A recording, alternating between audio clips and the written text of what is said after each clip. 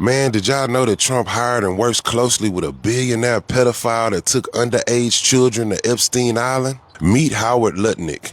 He's a billionaire that's a part of the Trump administration. Trump hired him to be the U.S. Secretary of Commerce. And as you can see, he works very closely with Trump. Howard Lutnick is all over the Epstein files. Here's an email between Howard and Epstein about Howard bringing underage children to Epstein Island. Where are you located? As in, what is the exact location for my captain? Does Sunday evening for dinner sound good? I have another couple, Michael and Mary Lerman, with me on my boat, and each of us has 4 children. Doesn't list their names. I want to point that out.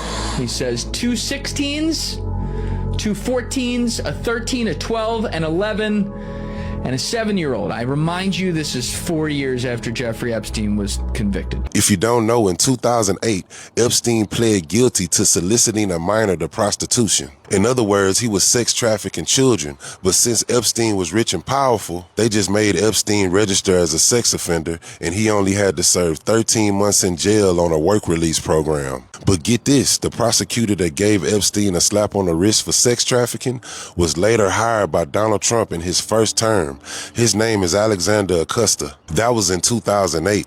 This email between Howard Lutnick and Epstein was 4 years later, after Epstein had pled guilty to prostitution with a minor. So Donald Trump's homeboy, Howard Lutnick, took those babies to Epstein Island after Epstein had already pled guilty to prostitution with a minor and was a registered sex offender. What kind of responsible adult takes underage children to an island to be around a registered sex offender?